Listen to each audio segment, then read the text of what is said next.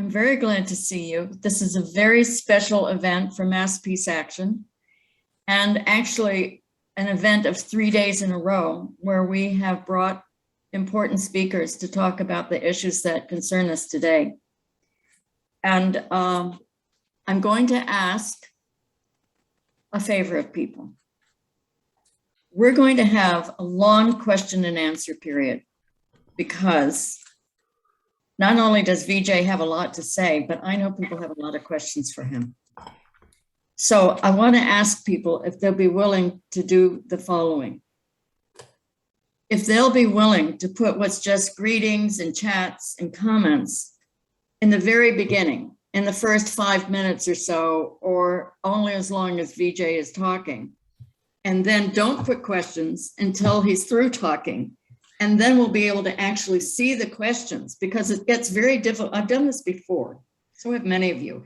And it gets very difficult to actually see the questions and sort through them. And we don't want to miss your questions. We really don't. So can people agree to that? Is that a yes from people, please? Well, nobody's raising their hands, but I'm going to take it as a yes and forge ahead. So Vijay's going to talk for about 25 minutes or so, and then we'll go to the questions and answers. And then Cole is actually going to give you actions that you can take because we at Mass Peace Action think that it's important to get information and then to do something about it. And everybody is very good at that. So we'll count on you to do that. So our speaker tonight, who we're quite honored to have, is Vijay Prashad, who's director of the Tri-Continental Institute for Social Research. Now, I think a lot of people have gotten to know Vijay over the last year or so, or a few years, and they've read his books, but I'm not sure people know about the Tri-Continental, which has not only a recent history, but a very long and proud history. Tri-Continental Institute for Social Research, as it's constituted today, is an international movement-driven institution focused on stimulating intellectual debate that serves people's aspirations. It derives its name from the Tri-Continental Conference of Revolutionary Movements from Africa, Asia, and Latin America. And the conference was held in 1966 in Havana, Cuba. Out of that conference came OSPAL, the Organization of Solidarity with the Peoples of Asia, Africa, and Latin America, which consisted of movements and organizations throughout the continents, as well as ties to revolutionary and emancipatory governments. It was based in Havana until 2019, and among other things, published Tri-Continental Magazine. And Tri-Continental Magazine was the voice of liberation movements on all three continents and informed everybody the perspective of, say, North Korea, the Palestine Liberation Organization, of Zambia, of just countless countries. And it will be in a library that Tri-Continental Institute for Social Research will be establishing. And so people will be able to get access to it. From Havana, OSPAL provided the infrastructure for mutual understanding amongst the movements in the three continents. Tri-Continental and OSPAL were united in a commitment to the idea that a genuinely South-based social and political philosophy must expand out from the South and embrace the world and its possibilities, and to fight globalization, imperialism, neoliberalism, and defend human rights. OSPAL closed its office and stopped publication of Tri-Continental in 2019. The current Tri-Continental, and those of you who go on the website can subscribe, and we'll put the link, now publishes a newsletter that continues that tradition. The Tri-Continental Institute has offices in Northampton, Massachusetts, Argentina, India, Brazil, and South Africa, and is expanding. You can find it on the web at www.thetricontinental.org, and I will post that. Now, Vijay Prashad, the director of the Tri-Continental Institute for Social Research, is an Indian historian and journalist. He's the author of 30 books, including Washington Bullets, Red Star Over the Third World, The Darker Nations, A People's History of the Third World and the Poorer Nations, of the Third World and the Poorer Nations, A Possible History of the Global South. He's the chief correspondent for Globetrotter and a columnist for Frontline India. He's the chief editor of Leftward Books, New Delhi. He has appeared in 2 films, Shadow World in 2016 and 2 Meetings, 2017. I give you Vijay Prashad. Thanks a lot, Mary. It's great to be with you. I'm going to speak for about 20 or 25 minutes, as Mary and Cole have instructed me. The theme, of course, for us is the question of this pressure campaign that's being brought by various countries against the People's Republic of China. Mary began by quoting from President Joe Biden's United Nations speech, where Biden, I think quite unequivocally, directly said, we don't want a Cold War with China. That statement should be welcomed because it sets a certain platform. By the way, for those who would dismiss a statement like that, I would just like to inform you, it's much better that Biden said we don't want a Cold War than if Biden had announced United States is commencing military operations against China. So given the choice between one or the other statement, both cliches of a different kind, I'd much rather have the cliche that says we don't want a Cold War. Because after all, this is something that the people of the United States and the 192 other member states of the United Nations must hold the United States to, because he's said this, in a sense, although there is no legal foundation, he said this on the record. There is video of Joe Biden saying, we don't want a Cold War. Now, thanks, Joe. Thanks for that. But what do you mean by that? What do you mean by that? Because in the week before Biden made those comments, he, after all, announced, along with Scott Morrison of Australia and Boris Johnson of the United Kingdom, a new military arrangement, very clumsily called AUKUS, Australia, United Kingdom, and United States. Now, I've looked into AUKUS fairly, extensively, and it's quite clear that AUKUS, more than a military arrangement, is an arms deal. And we can get to that in the question and answer. But essentially, it was a mechanism, or it is a mechanism, for the United States and the UK to sell billions of dollars worth of nuclear-powered submarines to Australia. But just the week before, they had cut this deal. Now, Scott Morrison of Australia, Boris Johnson of the UK, Joe Biden, they didn't talk about China directly when they talked about AUKUS, but the BBC was not fooled. The BBC headline was, UK, Britain, Australia create military pact to squeeze China. They said it directly. Just the week after Mr. Biden made his speech, he welcomed 3 world leaders to a meeting. The world leaders were Mr. Suga of Japan, Scott Morrison again of Australia, and Narendra Modi of India. Well, because they have a platform initially put together in 2007, revived in 2017, called the Quad, or the Quadrilateral Security Arrangement.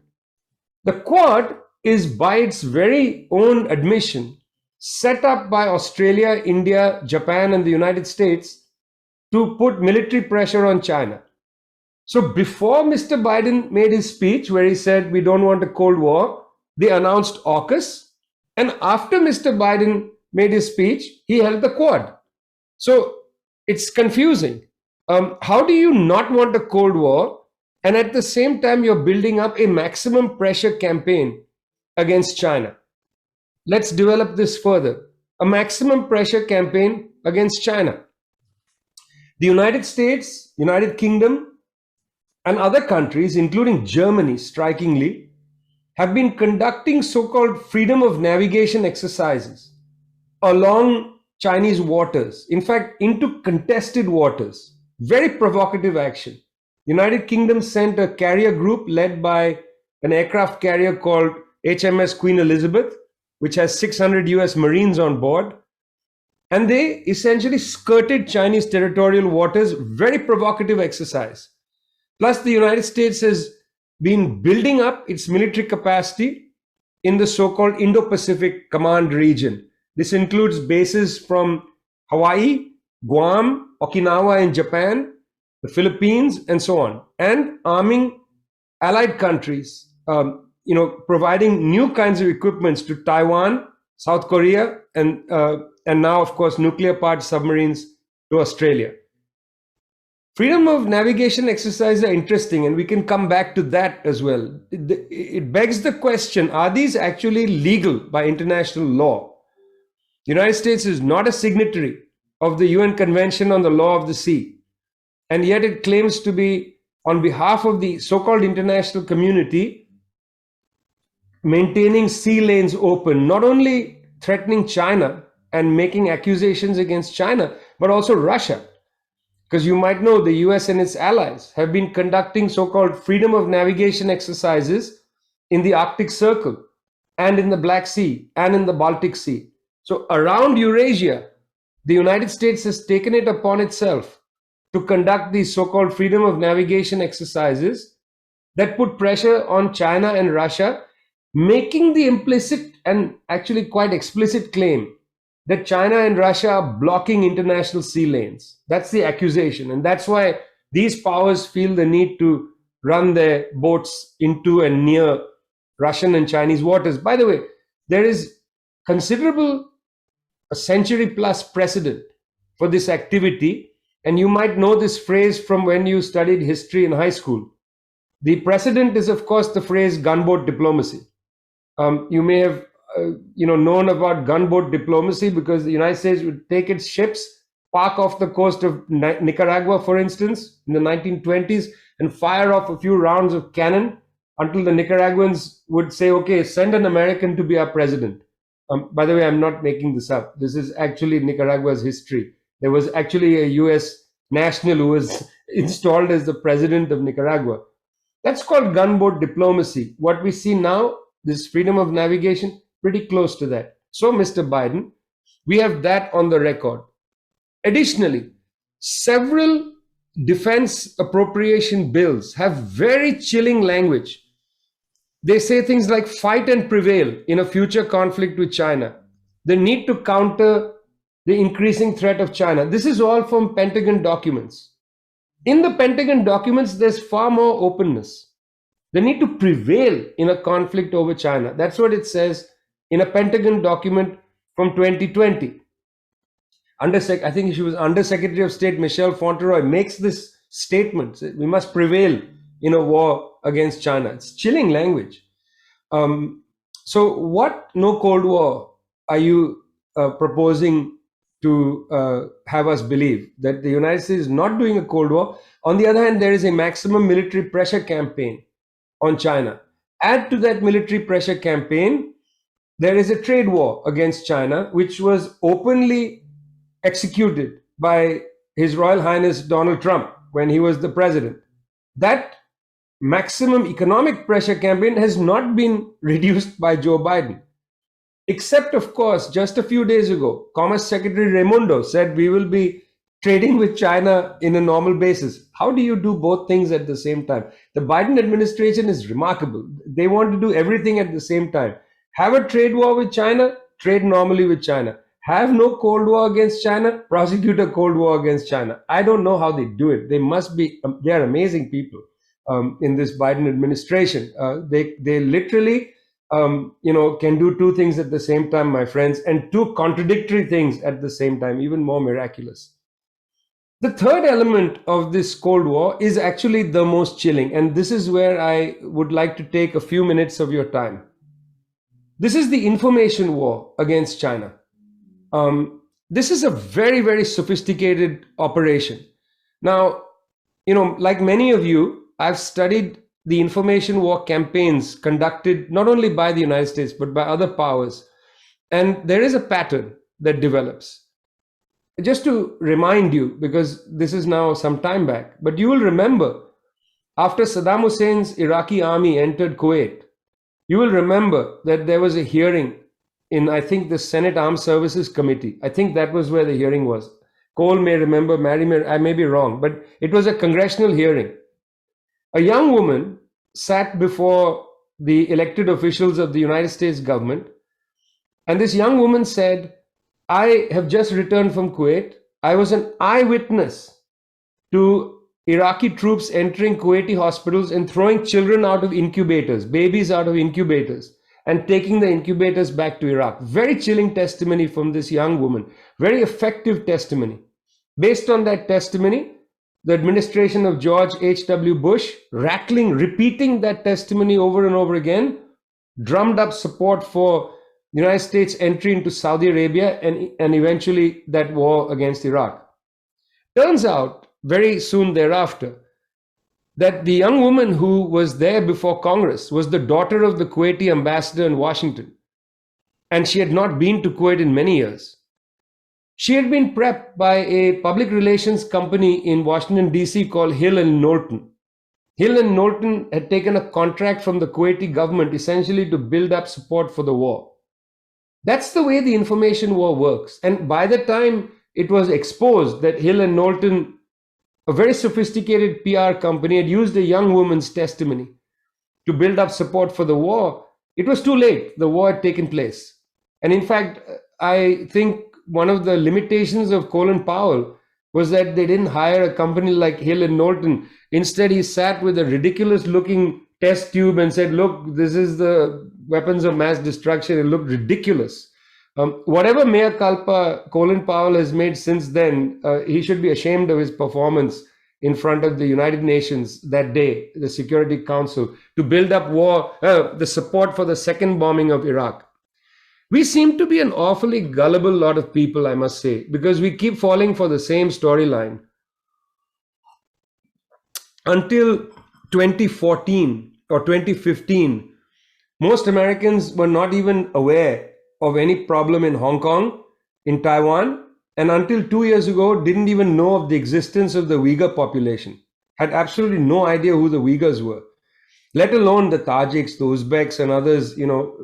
Even though the United States has been in Afghanistan for 20 years, I challenge you, very knowledgeable people who keep up with things, who are activists in the peace movement, many of you who I admire, I challenge you to write down on a piece of paper the 5 different ethnic communities of Afghanistan.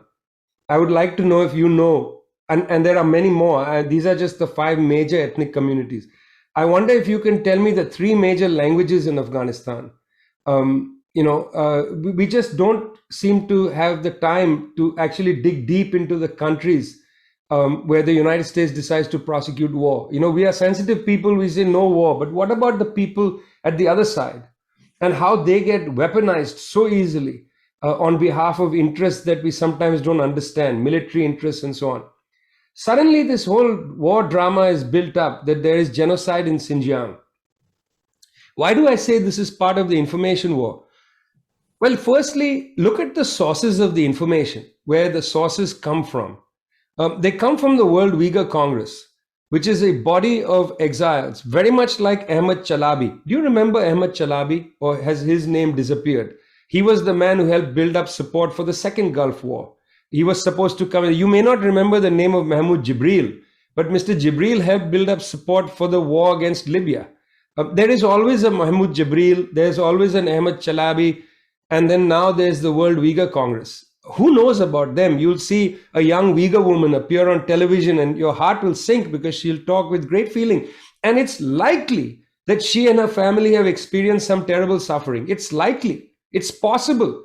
I mean, you can talk to, 1 in 5 people in the United States and they will tell you some horrible thing that has happened to them. They lost health insurance. Their father died in their arms. Their parent was suffocated by the police and killed on the streets of Minneapolis. There are a million horror stories inside the United States. It's not that these stories are not necessarily true. That's not the point I'm making. Don't misunderstand me. The point I'm making is how they are given an extraordinarily loud megaphone without context. They are given a loud megaphone without context and the word genocide is attached to it. Imagine if I, living somewhere in the world, had a similar megaphone And I had the family, the daughter of Michael Garner, and I put her on the air. And I said, this is genocide happening in the United States. And I referenced the fact that in the 1950s, a text was produced called We Charge Genocide about the genocidal behavior of the United States government against African Americans. Could I drum up support for a war against the United States? Just think about how that would look. But of course, we don't think about that. We listen to a young Uyghur woman, particularly. They're very clever in how they do this. And your heart sinks and you feel something must be done.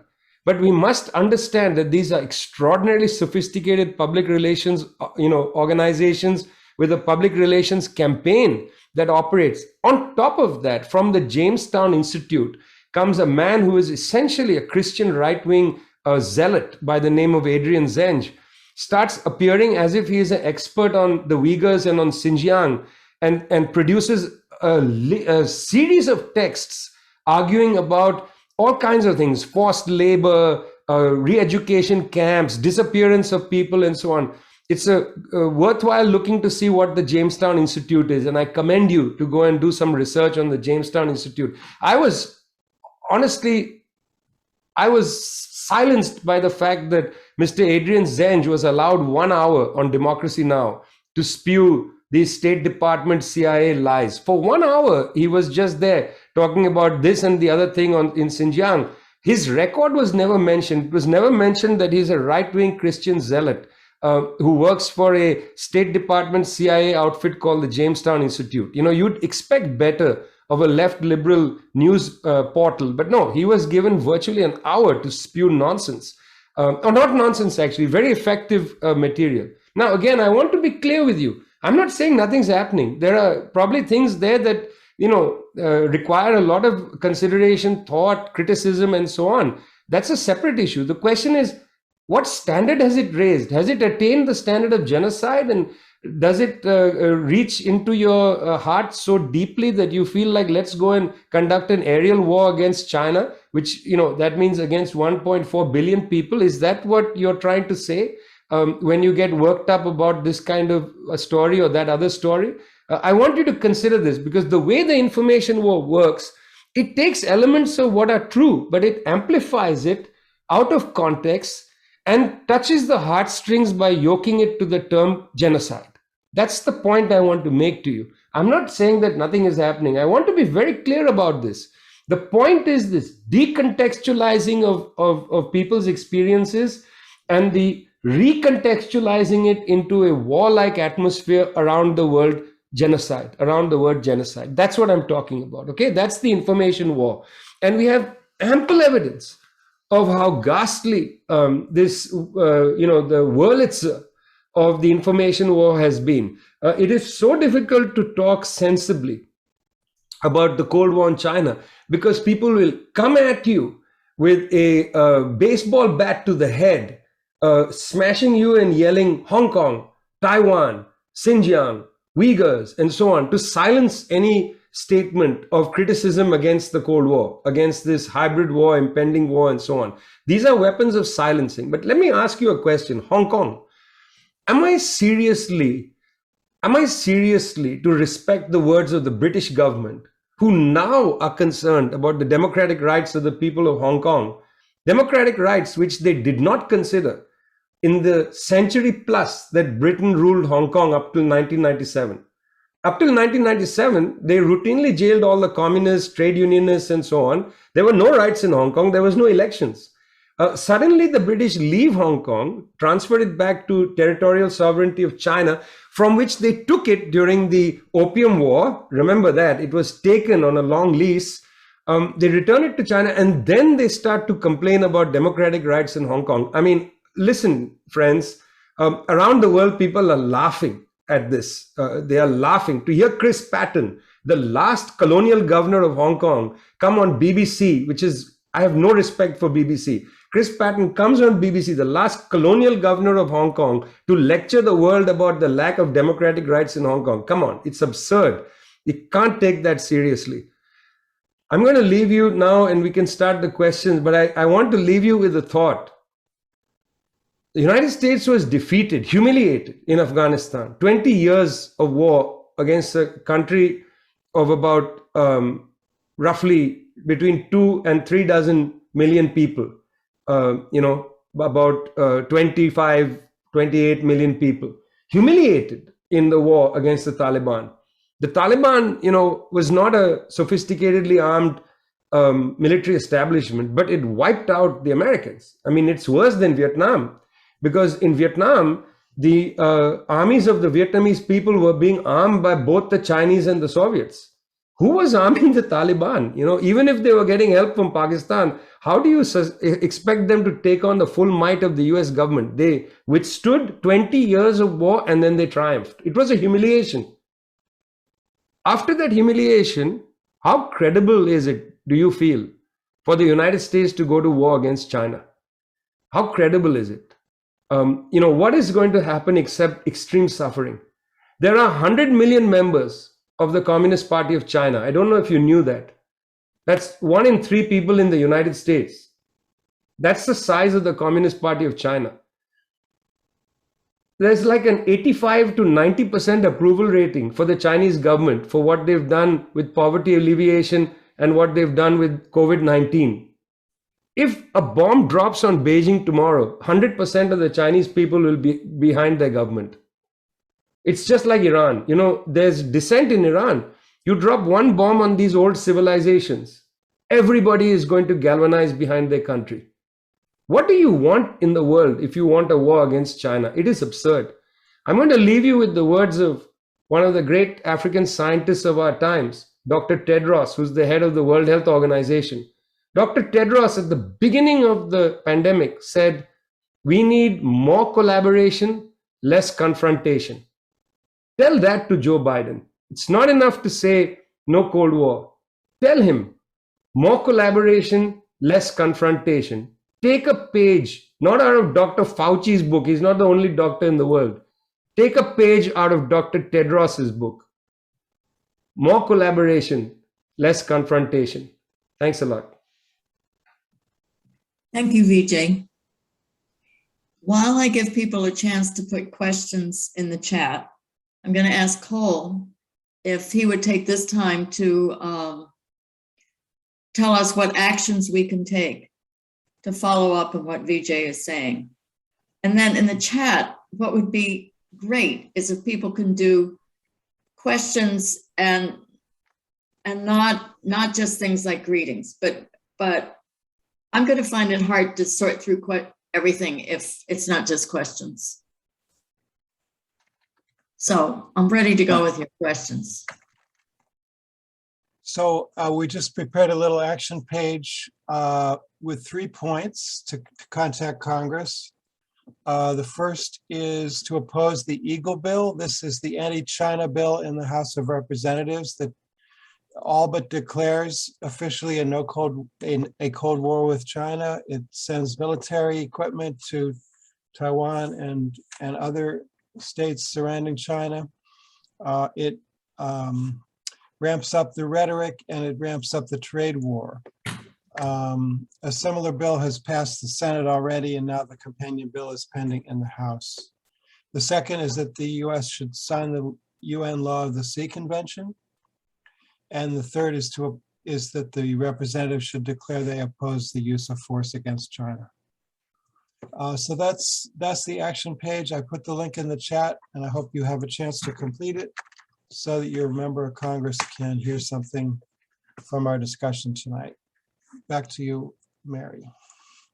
Okay, so I'm going to start with something that Norma Harrison put in before Vijay ended, because I think I'd like to ask him to comment on it. She says, to see the entry of the US into Afghanistan in 1973, where'd it go?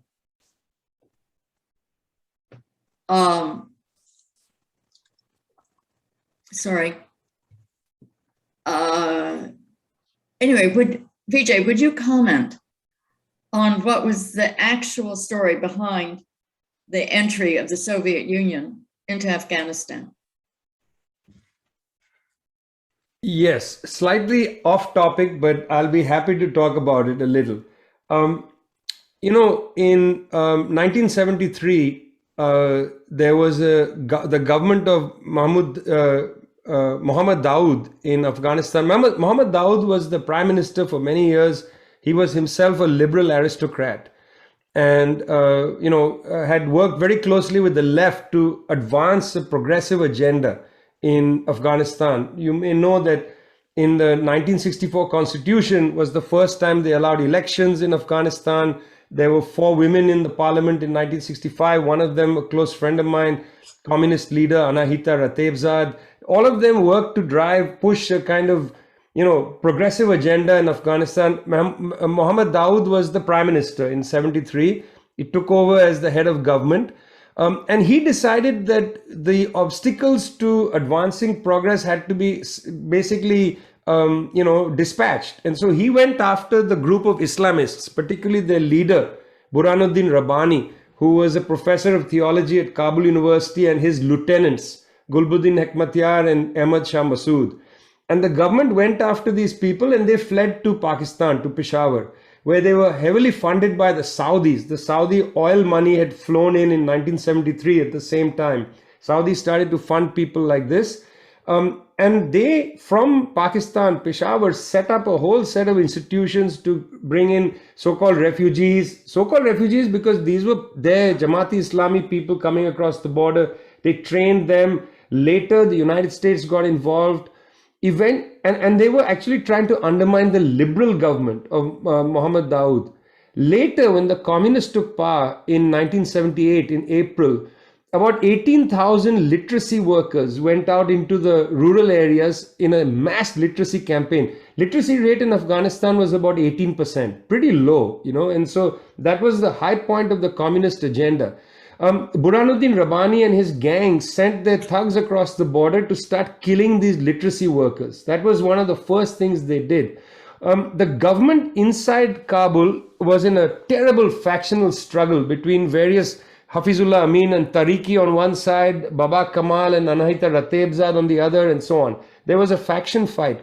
When Kamal prevailed finally, and Amin and Tariqi were dispatched, both killed, in terrible faction fighting, when Kamal prevailed, he found that these people in Afghanistan, in Pakistan, now Pakistan with a right-wing military dictatorship of General Zia-ul Haq, were very aggressive coming across the border to kill people. And it's at that point that Kamal requested Soviet help. The Soviets in the Politburo debated this for months, didn't want to come across the border. This is all now revealed as the Soviet Politburo notes have been released. They didn't want to come. Eventually they came, and the reason they came was they were afraid of 2 repeats. The repeat of Indonesia, 1965. By the way, today is the 30th of September. On the 30th of September 1965, the coup of Suharto against the Sukarno government led to the killing of 1 million communists in Indonesia. Today is the anniversary. And they also worried about what had happened recently in Chile in 1973 with the killing of the communists around Salvador Allende and the coup by Pinochet. So motivated by Indonesia and by Chile, the Soviets eventually sent troops across the border. They really didn't want to be there. I mean, Andropov and co were very unhappy with this move. They knew from the experience of Hungary and Czechoslovakia and so on that this would look very bad around the world. And they didn't want it. They wanted the Afghans to deal with this by themselves. So it's a very interesting story, my friends, but it takes us away from our topic a little bit. Well, but it doesn't because the attempt to overthrow the Bolshevik revolution has been ongoing virtually since the revolution existed, and this was just another attempt to do that, covered up by all kinds of things that you've been talking about brilliantly as usual. But that's the motive undergirding this whole operation in Afghanistan. And one of the things that happened was people were being told for 16 years that the U.S. was going to leave, and they kept staying because it was a job. And as long as the job was there, the people needed to stay there. Now we're finding out, after all the accusations about the evacuation, that the people were under a threat that if they didn't leave, the armies there, what do you call the people that were going to kill them all?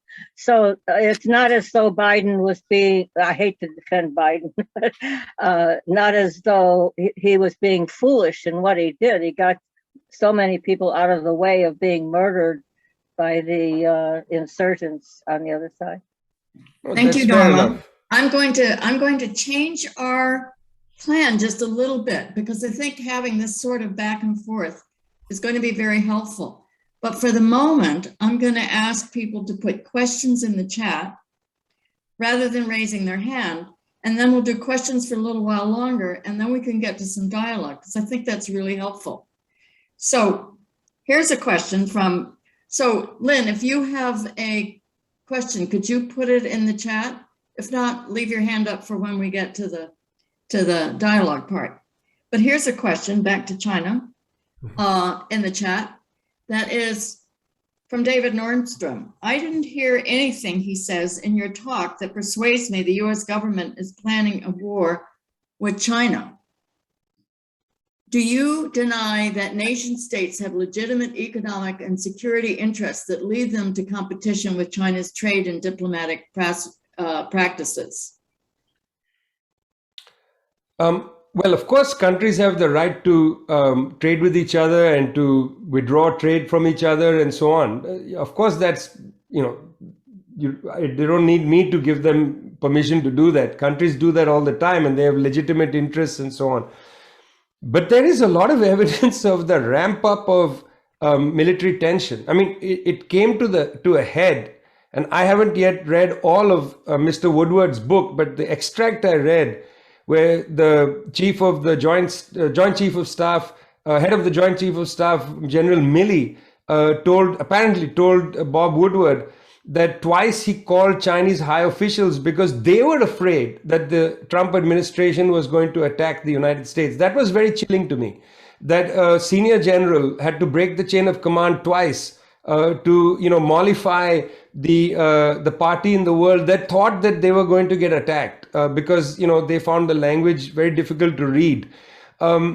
What kind of diplomacy is this when Biden's chief diplomat, Mr. Antony Blinken, fluent in French, by the way, but apparently not in manners, meets the leading Chinese diplomat Wang Yi in Anchorage, Alaska? This is a country with a very old civilization. They have their own practices. They have an understanding of the world. They haven't just flown in from Mars, yesterday. They've been on the planet Earth for a very long time and have had a coherent state structure for a long time. Mr. Wang Yi is their very seasoned diplomat, and Blinken enters the room, first meeting, mind you, and starts to lecture Wang Yi about the world order and how you have to behave. And I mean, it's so obscenely rude. Tell me that that's not the kind of belligerence. The Chinese read that as extreme disrespect and belligerence. And how else to read it, frankly? If somebody came into the room and told me, you don't understand what the world order is, you need to, take a lesson from us and so on, I would be totally offended. So, I mean, what evidence do you need? There's a military buildup. The US Pentagon documents asking for increase in funding. They all say that we have to, cut down the threat from China, the threat from China. The kind of maneuvers, these freedom of navigation, those lead to at least some sense. I'm not saying there's going to be a bombing run tomorrow in Beijing, but it calls for some alarm. And the fact that this AUKUS deal, submarine deal, was done so callously in a way, look at what it provoked. I could have told them this would be provoked, it wouldn't take me any research to tell them this, but it provoked the kind of fear from North Korea, from the DPRK, that's chilling. Because the DPRK leadership said, look, if you're going to arm Australia with nuclear weapons, we're going to test our missiles with a longer range. And in fact, they fired a much longer range missile that just fell short of Japan. This is not what we want, friends. We're still in the middle of a pandemic. We don't want this kind of tension. It may appear once more that in the United States, you don't feel the edge of this tension. But in Asia, people are feeling it. I mean, it's not a theory any longer. Everybody is on hair trigger alert. You don't know what's going to happen. So, following up on Australia, Look, John Lehane bloggers, says, bloggers. somebody needs to mute, sorry. This happened in Oz. I agree in arms deal, ...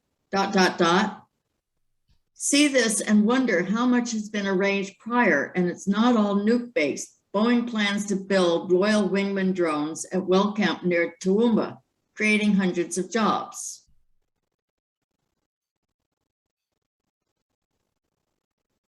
Anything to comment on that? This is on Australia, right? I mean, the question was a little abstract for me. So the question is that the Australia deal is not just about nukes, but about weapons in general, other weapon systems. And providing jobs. Okay, well, I don't know what jobs they provide. Frankly, we should not fall for this whole thing that military jobs are jobs, because they are not jobs. I mean, there are other things that we need to build. We need to build infrastructure. Those are jobs. I mean, getting paid is different than having a job. Having a job should be, we should think of jobs as something that's socially productive, my friends, not arms industry. Anyway, that's a side note. The first thing I would say about this is that, look, Australia was already part of the Quad with India, Japan, and the United States. Australia is also part of the Five Eyes intelligence network with Canada, New Zealand, the United States, and the United Kingdom, you know, the old white settler colonies that have their mutual intelligence operation called Five Eyes. Australia is already in the middle of all these things, but Australia is also a signatory to two important treaties. And in getting these nuclear-powered submarines, it's going to violate both treaties. It's a signatory of the Non-Proliferation Treaty. Now, the White House has gone to great lengths to say this is a nuclear-powered submarine, not a nuclear submarine. I don't see the difference at all, because the nuclear-powered submarine can carry nuclear warheads. And, you know, the Australians can thread the needle by inviting a team of 20 US soldiers on their subs who control and man the nuclear warhead, and therefore say we don't have any nuclear warheads. It's under US control. I mean, this is the United States has done this kind of thing with other allied countries, where they have brought nuclear weapons onto other allied countries' ships and said they don't have it, we have it under control. But that's a very deceitful way to go. Secondly, the Australians are signatories of the Treaty of Rarotonga, which is a treaty that calls for a nuclear-free South Pacific.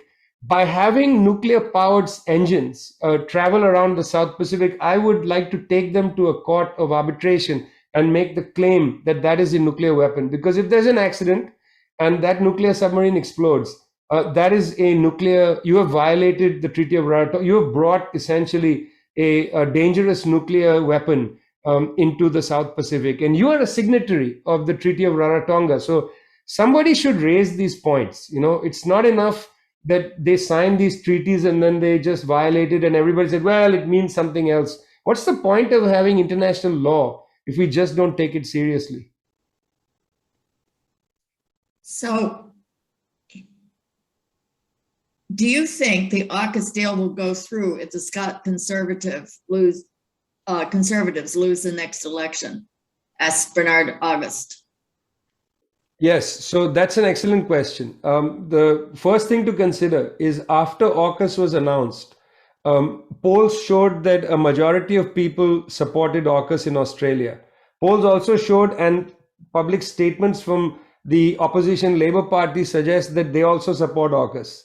So I'm afraid it's a pretty pathetic situation. You know, Australia needs a peace movement, friends. If you have friends and comrades in Australia, egg them on. I mean, it's a mess there, you know, on many issues, on the refugee crisis. I mean, Australia is in open plain sight operating a gulag in islands north of Australia, where they hold their people trying to take refuge in Australia. The levels of racism in that country, I mean, there is in fact no holding the country to account, but there is something inhumane happening there. And I think it's a good idea to egg people on to have a more public peace movement. So I'm afraid, I think that whether Morrison wins or loses, I think this deal will stay for a couple of reasons. One, Mark Rudd's Labour Party is not the same Labour Party anymore. You know, Rudd was run out of the Labour Party. He was the Chinese-speaking Prime Minister of Australia, who said more closer ties with China is important. Close ties with the US also, it's not a choice, but China is Australia's leading trade partner. It's kind of silly to have a Cold War when you're trading so extensively. So the Labour Party is no longer there. Secondly, I have a very strong feeling that this AUKUS deal is not just about the submarines, but it's also very much about the creation of pseudo US bases in Australia. There's already some basing privileges provided to the United States, but I have a feeling that once they set up these shipbuilding yards, submarine building yards, these will double as bases because US submarines will come and base there.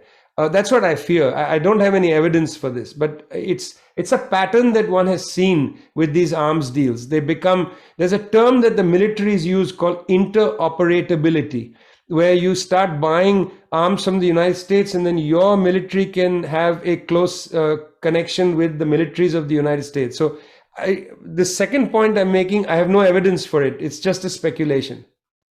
Well, it might be speculation, but you're reminding me that 20 or 30, probably 30 years ago, I heard from my sister who lives in Australia, when there was a peace movement, that the United States has a number, I can't remember the exact number, of secret bases in Australia, and that some of them are nuclear armed. And that's a violation of the Non-Proliferation Treaty, but who's talking? We'll sanction the hell out of Iran and suffocate Iran and try to destroy the Iranian people, but nobody will say a word about Israel or Australia, all these other so-called threshold nuclear powers. So now two people have brought up a novel called 2034 by Admiral James Stavridis about a nuclear war with China.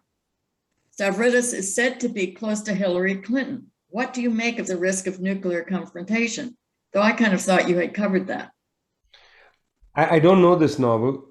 I'm terrified of reading it. I really don't want to read something like that because these people, they sort of feast. You remember the film Dr. Strangelove? There are actually people who sort of, can I use a colloquial, they get off on war, for them there's pleasure in it. And I find that horrifying. It's horrifying. But is there a threat of a nuclear war? Listen, I hope not. I hope it's just bluster and at the last minute everybody blinks and, no cars bang into each other. I hope not. Obviously, I'm a human being. We are all human beings. I've read Oe's novel about the book about the bomb in Hiroshima. I've read John Hershey. I've read my dear Wilfred Burchett, one of the great Australian journalists. I don't know if any of you remember the work of Wilfred Burchett, one of the great journalists. But Wilfred was there basically just a few days after the bomb fell in Hiroshima. Extraordinary brave journalism. Wilfred went and interviewed Ho Chi Minh. What a guy, I don't think people read Wilfred anymore, but Wilfred, John Hershey's book on Hiroshima, extraordinarily good. Later, Jonathan Schell, I commend to you The Fate of the Earth by Jonathan Schell. Jonathan used to write also, I believe, for the New Yorker. What a book. It was after the fact. Hershey was there. Wilfred was there. Kenzimono also wrote after the fact. One of the great Japanese novelists of the 20th century wrote a terrific book on Hiroshima. What's happened, friends, is that our old Hiroshima Day has become a shadow of itself.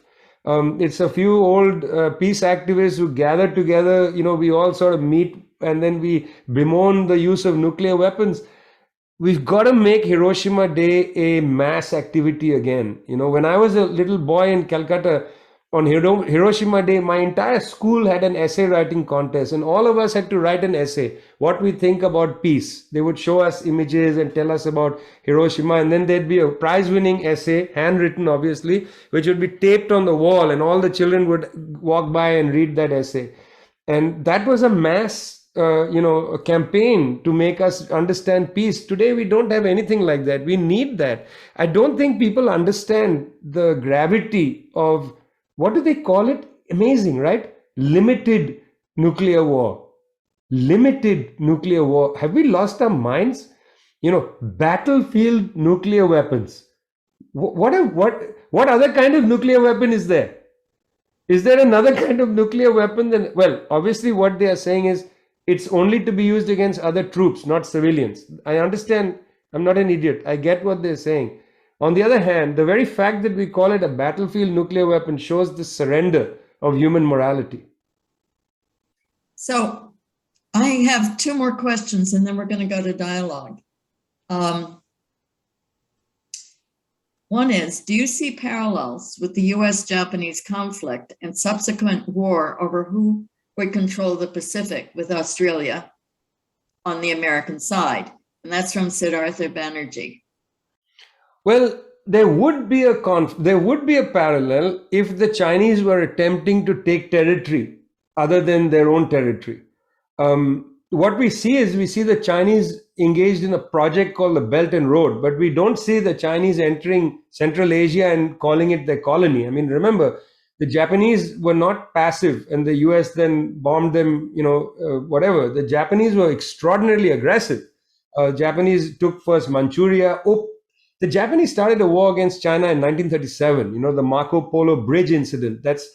China had the longest World War II. We forget all this, 1937 to 1945, and then the Civil War to 49. That's 2 years before the World War II starts in Europe. That's in 1937. That's the Marco Polo Bridge. So that was a completely different context. Japan was the aggressor there, no doubt about it. Japan then attacks Pearl Harbor in Hawaii.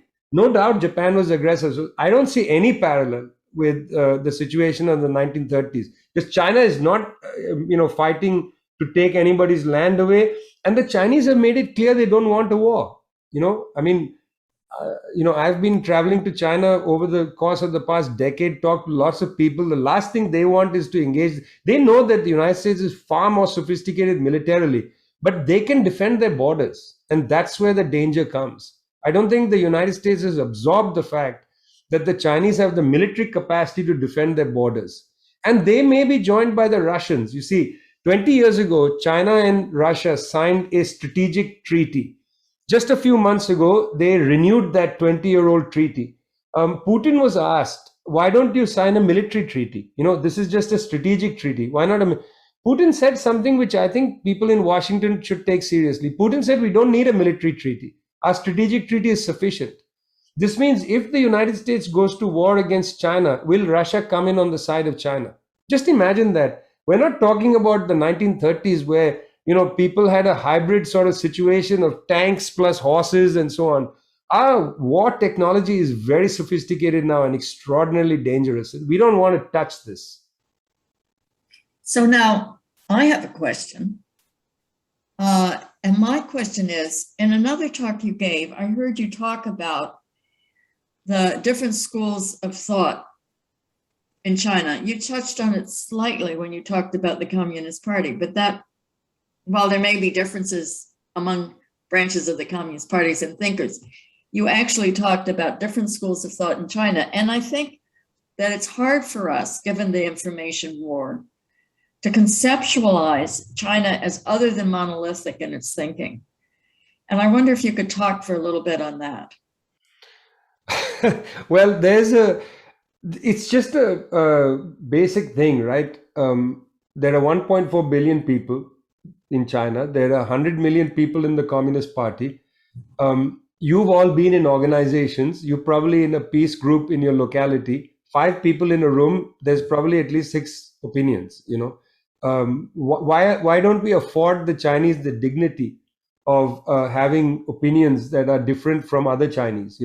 There's a kind of strange undertow of racism here, that all Chinese look alike, all Chinese think the same. I mean, honestly, how else to understand the so facile way in which the United States government gets away with saying, China, the Chinese, and they will deliberately call it the CCP, not the CPC, all this kind of stuff, 100 million people in that party. Forget the rest of the country for a minute, Mary. Just in the party, there are contending schools of thought. Xi Jinping, for instance, is the embodiment of the left flank of the Communist Party of China. earlier party secretaries were of different kind of politics. I mean, there's Jiang Zemin was much closer to the right in political terms. Hu Jintao straddled the middle, and so on and so forth. And even today in the party, there are many schools of contending thought. There are different kinds of Marxisms. There are people who are kind of nostalgic Maoists. There are neoliberals. I've met officials who work in senior officials who work in the central bank who basically could be IMF officials. They are party members, but they believe in neoliberal political theory. They believe they think Hayek is a foresighted thinker, Milton Friedman, and so on. So there's a range of opinion. It just so happens that since Xi Jinping came to power over the party, and then therefore his faction is dominant in statecraft, the left is now, or at least the established party left, is in power in China. And that's the reason why early on he moved the agenda to have Marxism taught again in schools and in universities. So institutes of Marxism was set up all around the country. Now, it's not easy to sustain these things because for decades, Marxism has not been encouraged.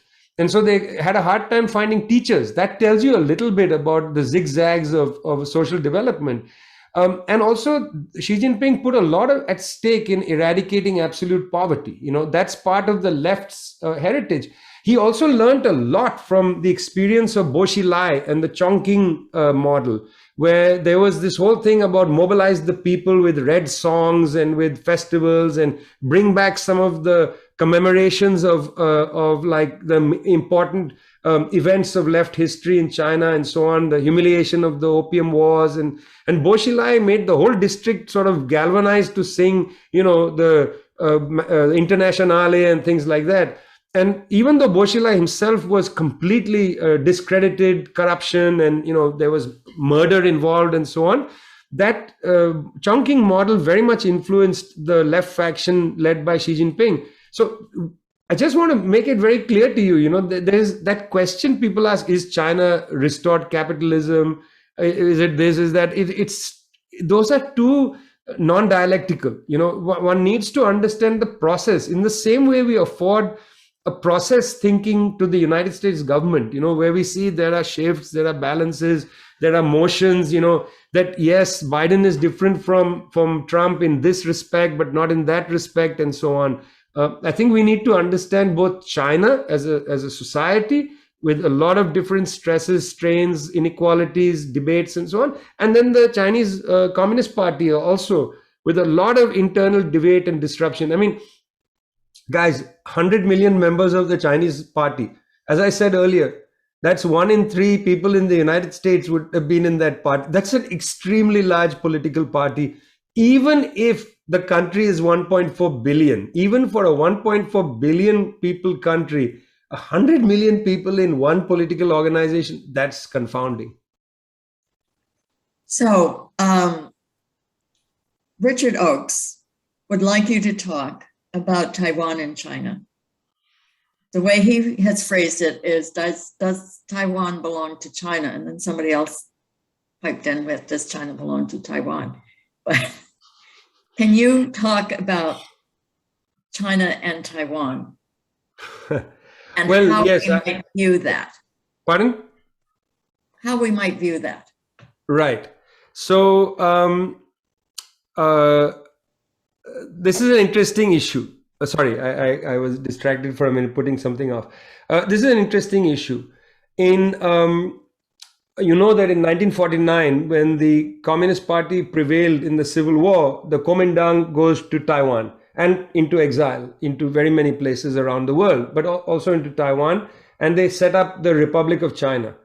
Now, the Kuomintang, in its constitution, does not want to have Taiwan as an independent state. This is a misapprehension that people have, that Taiwan is a state and it wants to remain a state. No, the Kuomintang's constitution actually understands that it is the Republic of China, which includes all of territorial China, including Mongolia, Tibet, Xinjiang, the whole lot. So the Kuomintang party, which is not in power now in Taiwan, actually sees the whole of China as its dominion. The government in Beijing also sees all of China and its dominion, including Taiwan. So they both believe in the one China principle. It's just that, well, there are two different contending parties with two scales of influence that believe that it should be one China. It's not like the Kuomintang is for an independent Taiwan. The current party, the Democratic Party that rules in Taiwan, has a very mysterious position. I don't know what their position is. Do they want an independent Taiwan? Do they want to incorporate the whole of China? Not clear to me. Ever since President Tsai came to power in 2016 in Taiwan, she has ramped up the attacks on China. They come from they're called the Democratic Party, but they are to the right of the Kuomintang.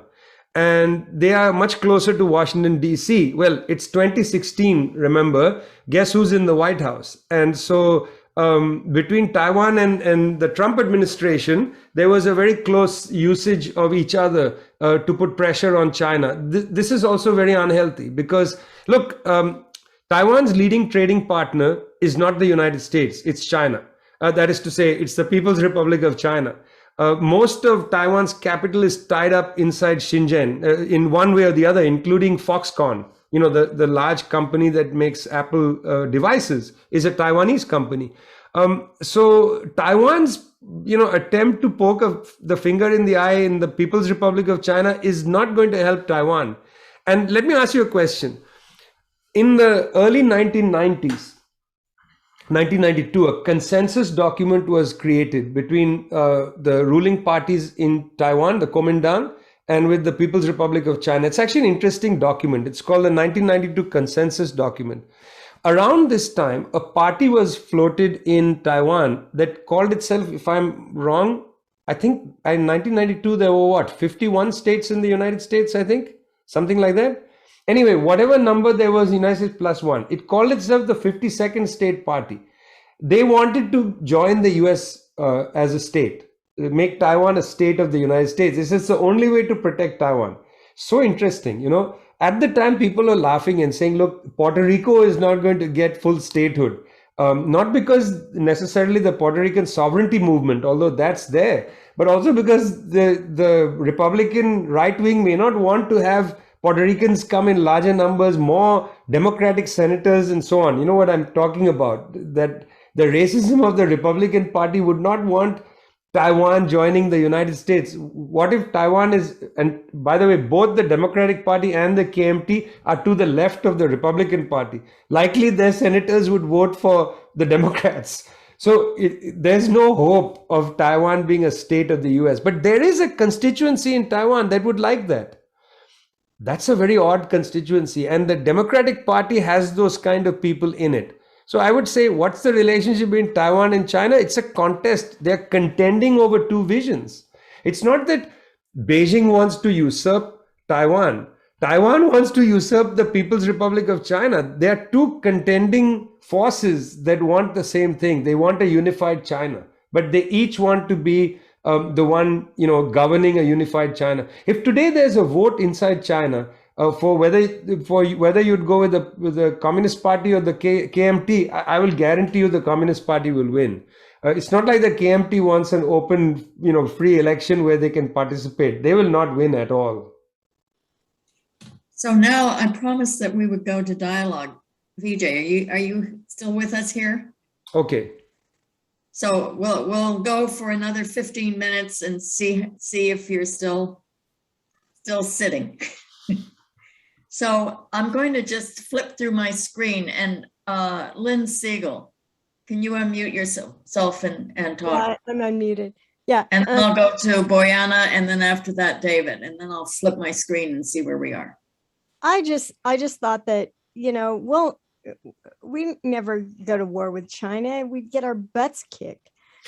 The thing is, war is beneficial still in our culture financially, and it won't be eventually, but we want to just push that along, I guess. That's all. I had a short comment. Well, and then all these proxy wars and this thing with the nuclear subs in Australia, those just keep the whole big operation going and keep this low level of conscious threat all the time so that people are scared into working for the military industrial complex. So I'm going to keep going, and then Vijay, you could pipe in. Yeah. So Boyana, I don't see you anymore, but I know you're there and had your hand up. And after that, David Kevin. That was a mistake. Please disregard.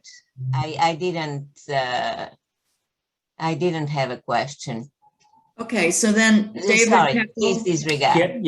Yes. No problem. David Keppel and then Kim Koo. Vijay, as an activist, especially on nuclear weapons, I've been very impressed by the Back from the Brink campaign.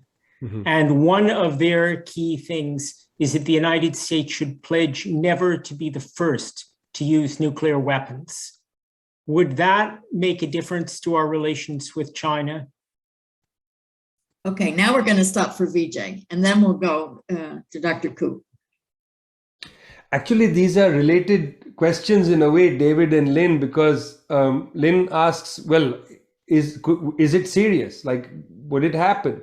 A lot of what our lives are premised on is our expectations and our fears. And I think in diplomacy and in interstate relations, mollifying fear is a very important part, particularly when countries start to develop an adversarial relationship. And the United States is not doing a good job, David, of mollifying the Chinese fears. I mean, again, to repeat for you, Woodward's new book shows that the Chinese actually thought that the US were going to bomb them. In fact, I quite regularly keep an eye on Chinese social media. And occasionally I write for Guancha, which is the leading left site in China. And when you look at these sites, people are, the level of so-called patriotism, or, whatever we decide that is, rises every time the US president or some proxy makes a statement of threat against China. And it's not a good atmosphere. I think it is important for a peace movement. Like, for instance, if, this is Massachusetts peace action. If more than half of the congressional delegates from Massachusetts sign a pledge not to allow the United States government to go to war against China, just a one sentence pledge. We pledge not to use nuclear weapons first strike. We pledge not to go to war against China. That would be of enormous importance. I think, the peace movement in Massachusetts can make a difference. If your congressional delegation as a unified bloc says, we will not participate, we will not allow a war against China. All means must be exhausted and then tried again. Do you know that attitude of exhaust all the means and then try all of them again? I don't agree with the line exhaust all the means, then go to war, David. I believe exhaust all the means and then try them again, because you never know. You never know. And all the means tried again is a lot better than a nuclear bomb. So, Lynn, I will refuse to be sanguine and say that, oh, well, look, actually they're not, they're just doing this for money, like the military industrial complex, building up the arsenal, all that. A lot of people are making money. But the fact is they're making money making dangerous things, which when there's a miscalculation can kill a lot of people. And we can't afford that. The planet cannot afford. Firstly, it's a waste of our social wealth. That I totally agree with you. It's a total waste of our social wealth. But we can't afford to have any kind of accident, any dangerous confrontation and so on. Not just with China, but pay attention to the Arctic Circle. These so-called freedom of navigations in the Arctic Circle.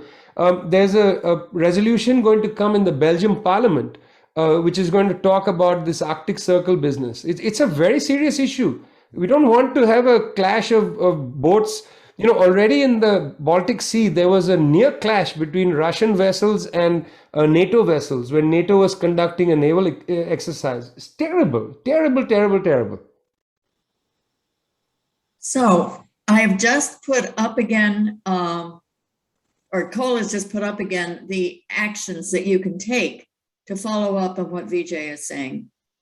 And then if I'm addressing you correctly, I'm calling on Dr. Koo. Okay, can you hear me?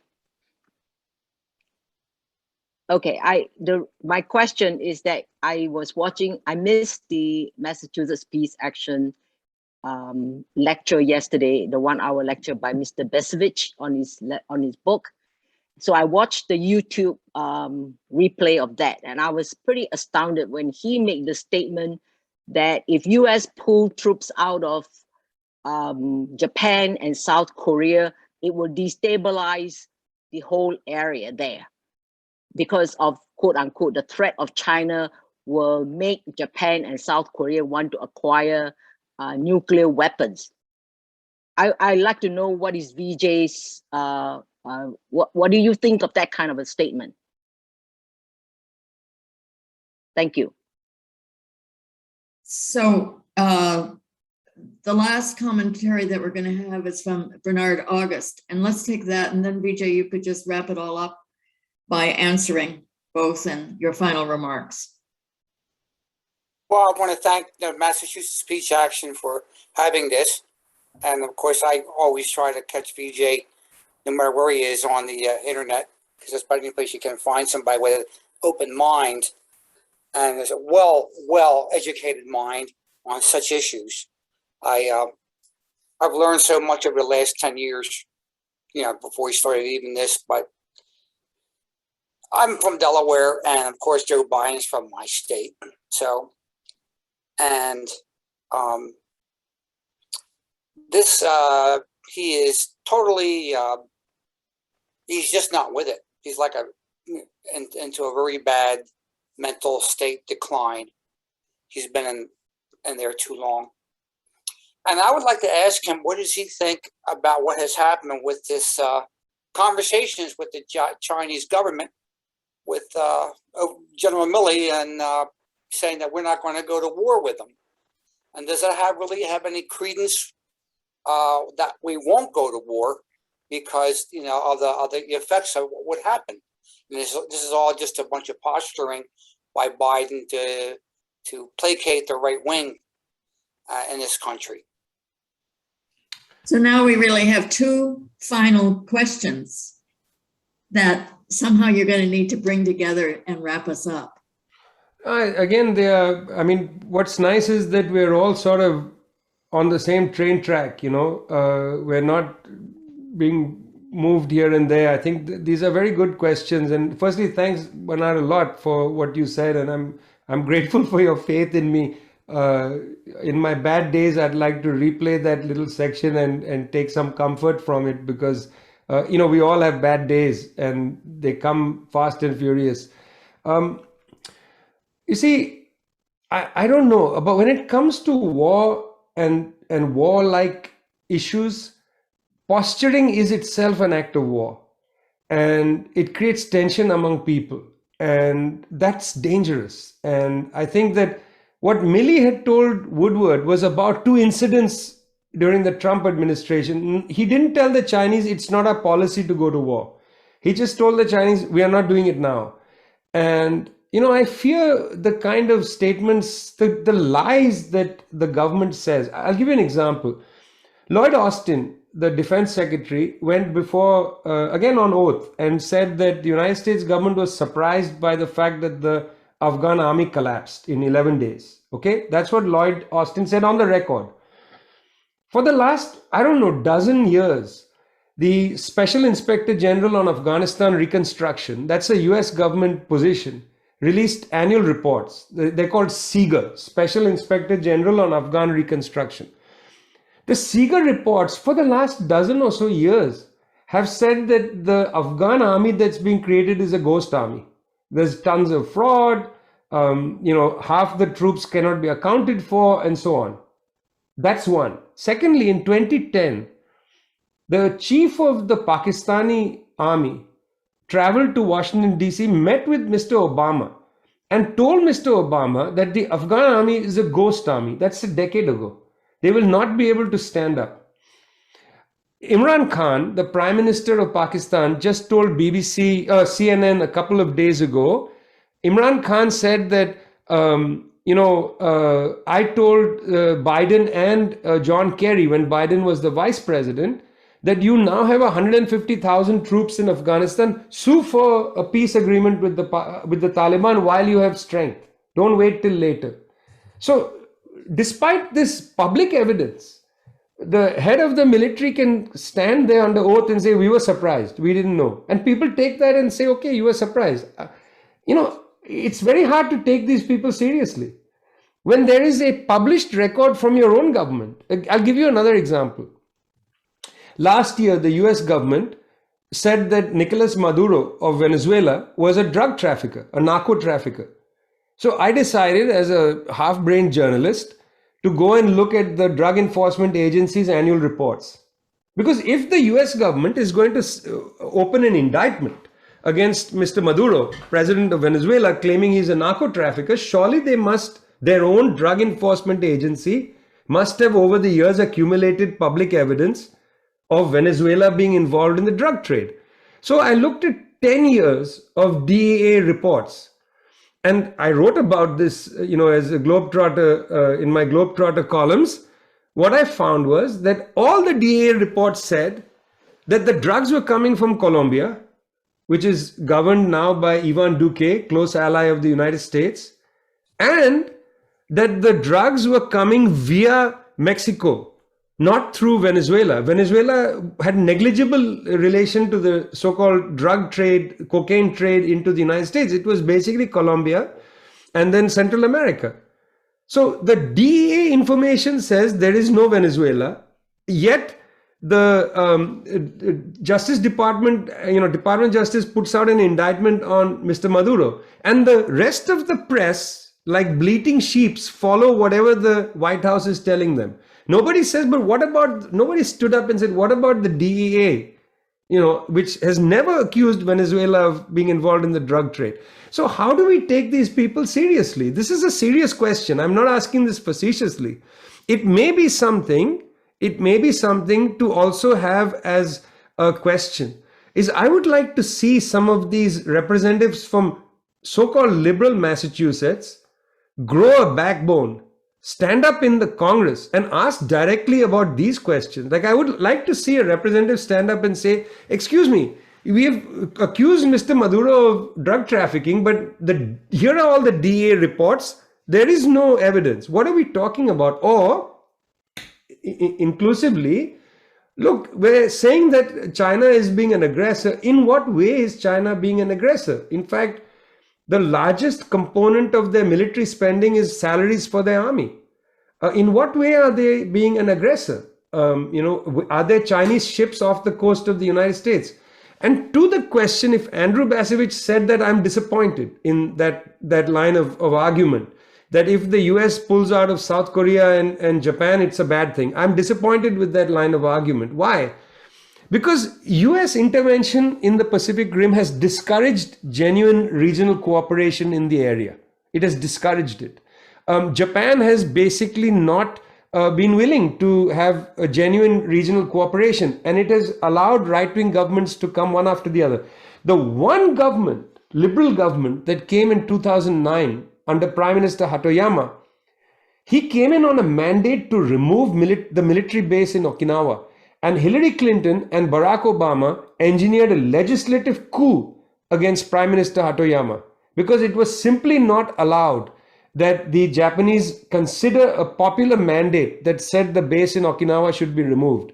So I'm disappointed if Andrew Bacevich said that, because I don't think it's true. I think Asia needs a regional process of peacemaking, and the United States should not stand in the way of that. Currently, the massive US military structure in East Asia prevents any kind of genuine dialogue. Look, the dialogue between North and South Korea must be allowed to develop. It should not be blocked. This is essential. The dialogue between the many parties in Northwest Asia, Japan, China, North Korea, South Korea, this dialogue of Northeast Asia must be allowed to develop. They must come to the table, talk about outstanding issues. I mean, look, right now they are disputing tiny little island chains, including the Russians are disputing tiny island chains in the Northeast Asian sector. They can come to some terms about those chains, and so what I would say is, I don't think you don't need to worry about the security stability of South Korea and Japan. The South Korean and Japanese people need to stand up and say, we need to open a dialogue with the people in the rest of Asia. We should not be scared of our neighbors. We don't need the Americans to protect us from our own neighbors, our own flesh and blood. And I mean that especially on the Korean Peninsula. The United States does not need to protect the South from their own Korean people who live north of the DMZ. We must have faith in humanity, that people can come together and create a regional process. So I'm disappointed that that was a line of argument, and I totally want to tell you I disagree with it. Well, this has been an amazing hour and almost hour and a half. Vijay, do you have any last final words to say? And Well, then we'll I'm just really wrap happy up. to join you, Mary, and to have this conversation. And I hope, we'll meet again. But in the interim, I'm very much hoping that you will do precisely what Cole and Mary have asked in terms of the action items. You will encourage your Massachusetts delegation to take a public position against any kind of war on China, which would be catastrophic for the world. I very much encourage you to make a demand for the United States to sign the Convention on the Laws of the Sea, because we need to question the US on why they have warships entering all kinds of sea lanes in the name of protecting these sea lanes when they are not even signed the UN convention. So I very much urge you, friends, to get involved with Massachusetts Peace Action in terms of its agenda that it has set. I think this is the correct agenda. And if Massachusetts takes the lead on this, hopefully other peace organizations around the United States will follow suit. So thanks a lot for having me, and I'll see you perhaps another day. Thank you, everyone. Bye.